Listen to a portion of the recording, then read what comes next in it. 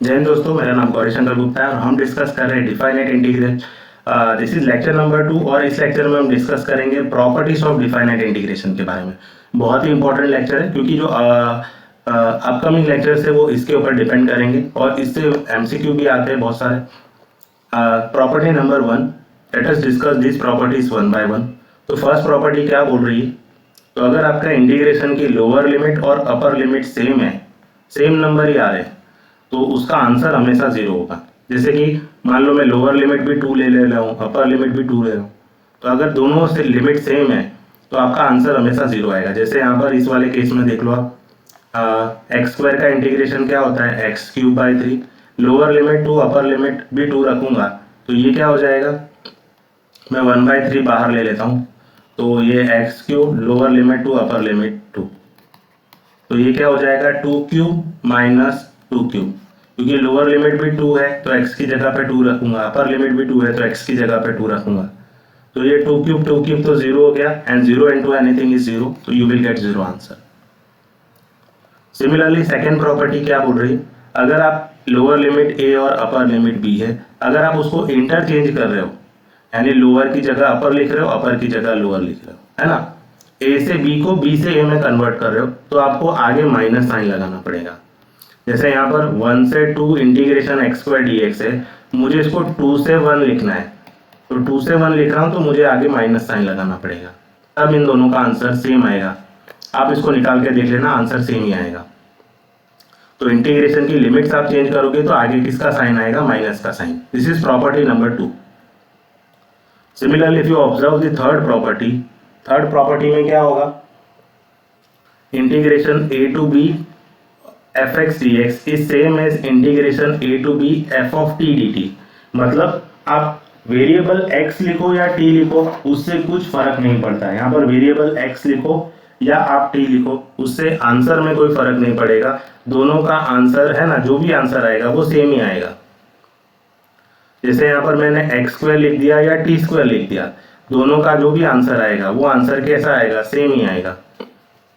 तो वेरिएबल के नाम से कुछ फर्क नहीं पड़ता, आप एक्स में लिखो, टी में लिखो, यू में लिखो, उससे कुछ फर्क नहीं पड़ेगा, आंसर सेम ही मिलेगा आपको।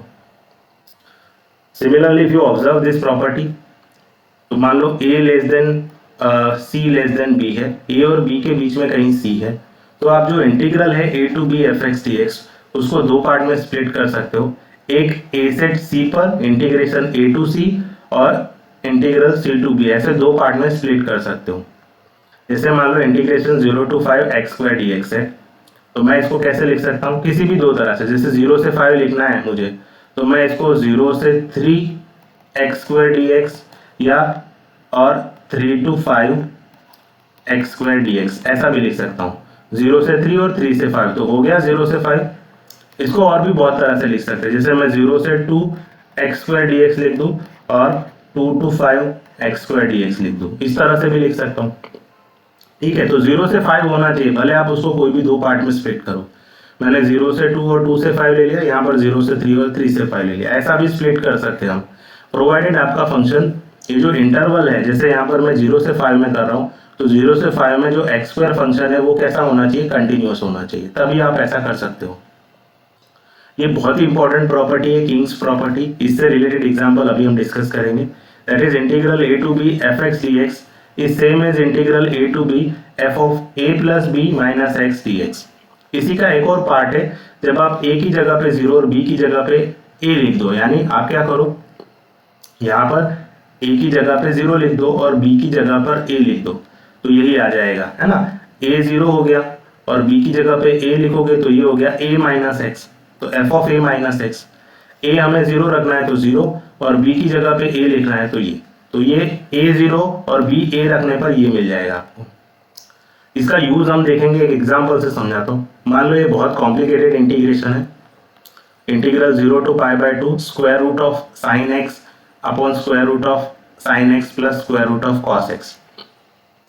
मान लो इसको हम i नाम दे देते हैं, ये हमारा i है, और इसको इक्वेशन नंबर 1 नाम दे देते हैं। अभी हमने किंग्स प्रॉपर्टी में क्या रिलेशन पढ़ा था, ये वाला जो रिलेशन है मैं इसका यूज करने वाला हूँ, तो मैं इसको यहाँ लिख देता हूँ, integration 0 to a f x d x is same as integration 0 to a f of a minus x dx, है ना।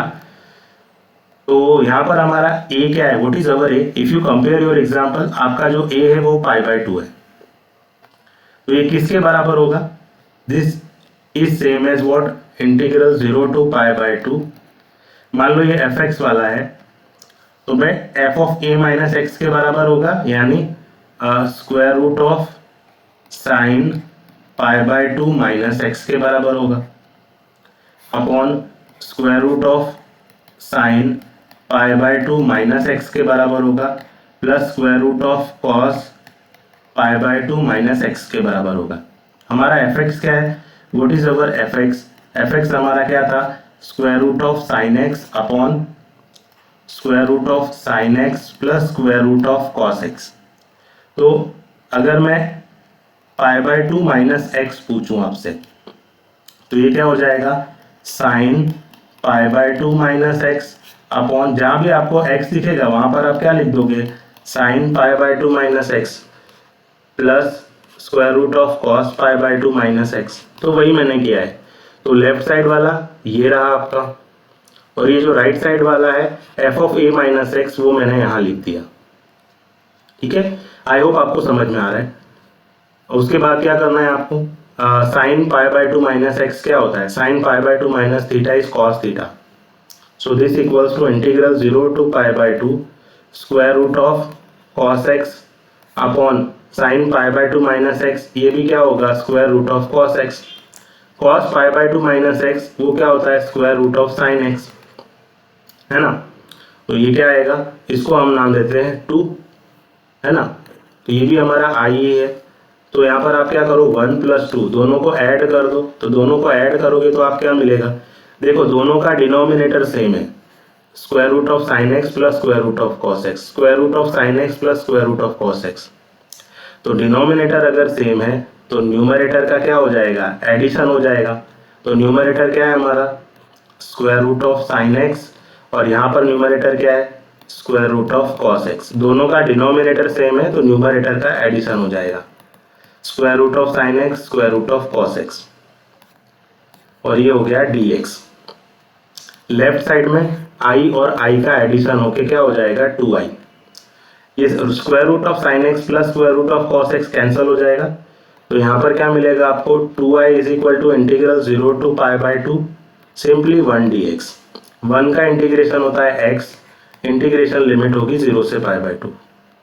तो इसका आंसर क्या आएगा, 2i इज इक्वल टू, ये जो अपर लिमिट x की जगह पे रखेंगे तो ये हो जाएगा π/2 माइनस लोअर लिमिट 0 रखोगे तो 0। तो i की वैल्यू क्या हो गई, π/4। So this is what our final answer. तो इस तरह से आप किंग प्रॉपर्टी यूज करके बहुत ही कॉम्प्लिकेटेड इंटीग्रेशन को सिंप्लीफाई कर सकते हो। नाउ प्रॉपर्टी नंबर 6 भी बहुत इंपॉर्टेंट प्रॉपर्टी है।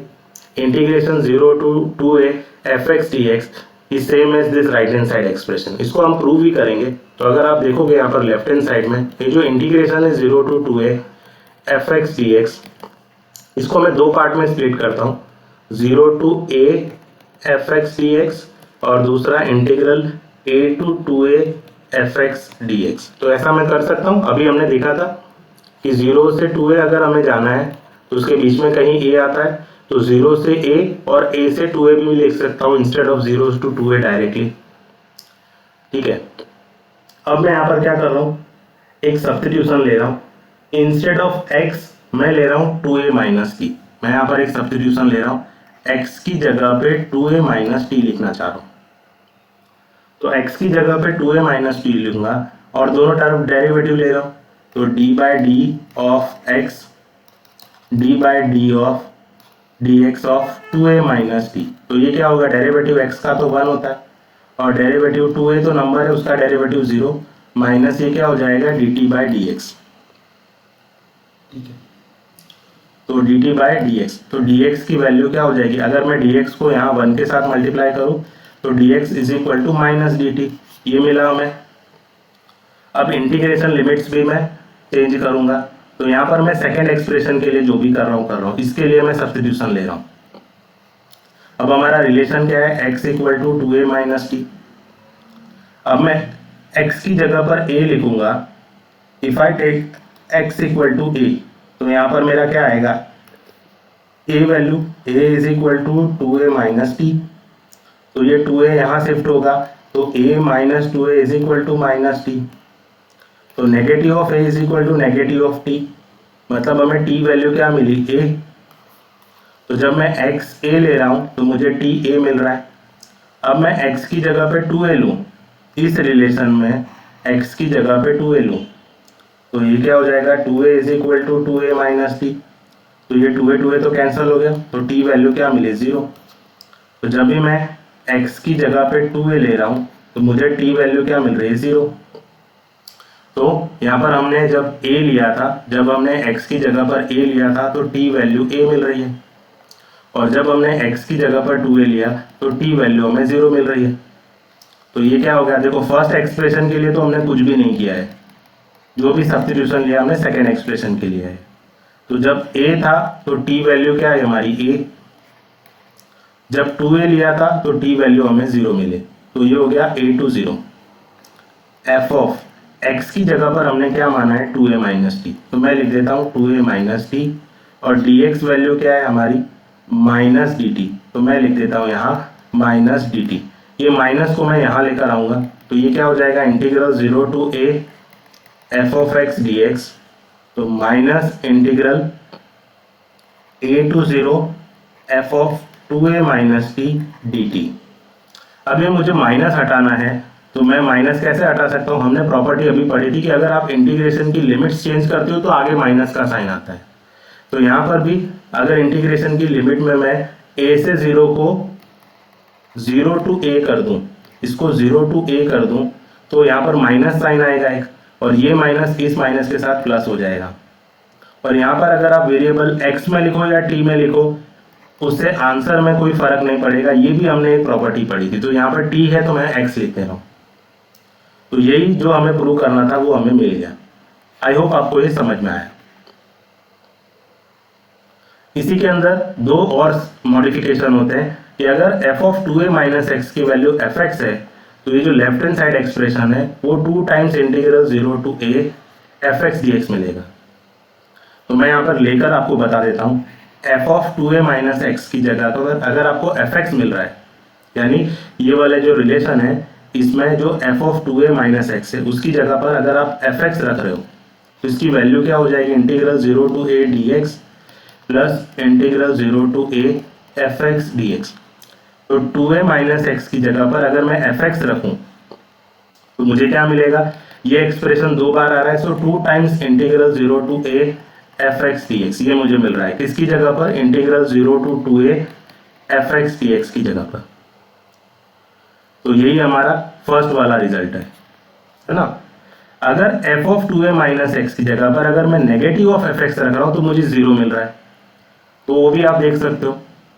अगर मैं f of 2a minus x की जगह पर f of 2a minus x की जगह पर अगर मैं रख दूं नेगेटिव ऑफ fx, तो integral 0 to a negative of fx रख दूं तो ये 0 ही हो जाने वाला है, integral 0 to a fx dx। तो 2a माइनस एक्स की जगह पर नेगेटिव ऑफ fx रखूंगा तो ये दोनों तो कैंसिल हो जाएंगे, है ना। तो you will get 0 answer over here.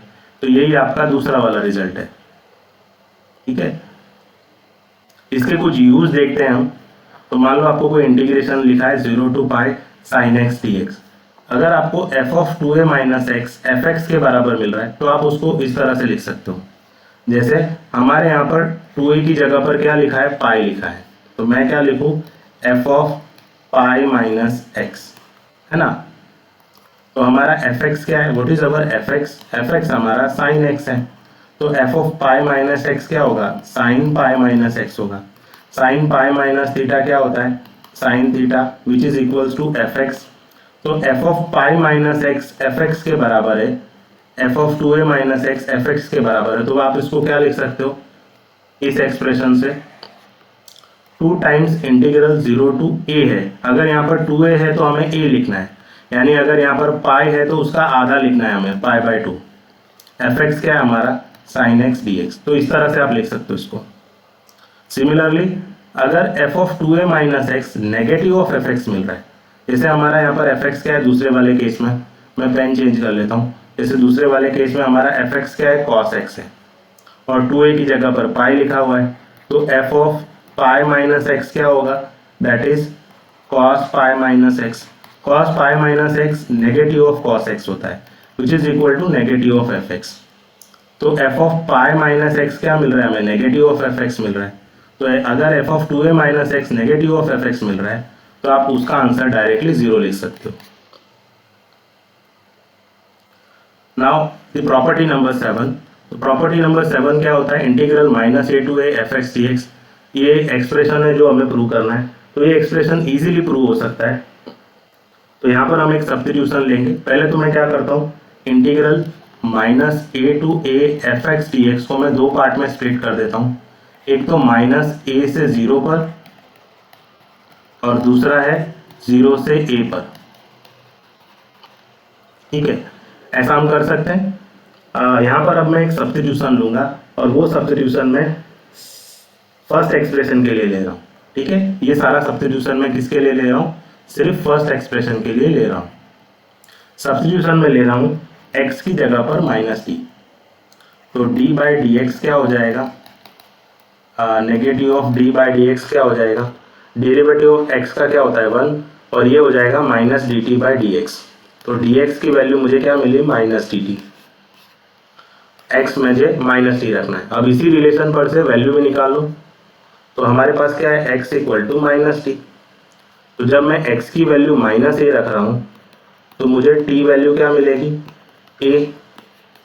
और इसी में मैं जब x की जगह पर अपर लिमिट 0 रख रहा हूँ तो t वैल्यू क्या मिलेगी मुझे, 0। तो ये माइनस a है, जब x की वैल्यू माइनस a है तो t वैल्यू क्या है, a। तो मैं लिख देता हूँ यहाँ a।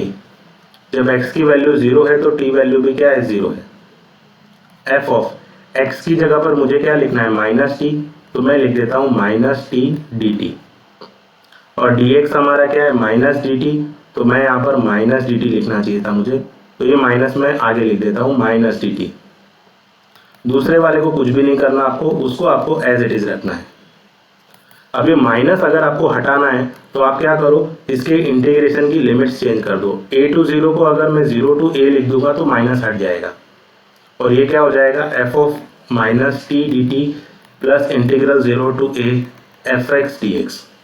हमने एक प्रॉपर्टी पढ़ी थी, अगर आप इंटीग्रेशन t से लिखना चाहो तो t से लिखो, अगर मैं इसको x से लिखना चाहूँ तो भी कोई फर्क नहीं पड़ेगा। तो t की जगह पर मैं अगर x लिख दूँ तो भी हमारा आंसर तो सेम ही रहने वाला है।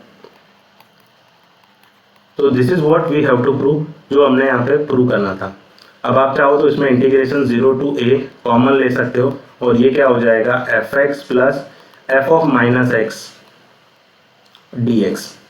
ठीक है, इसके दो और वर्जन है, ये रहे जब आपका फंक्शन ये इवन हो और ये जब ऑड हो। तो ये इवन की डेफिनेशन है, अगर F of minus x f x के बराबर ही हो, मतलब ये जो f ऑफ माइनस एक्स है वो एफ एक्स के ही बराबर हो, तो आपका आंसर क्या हो जाएगा।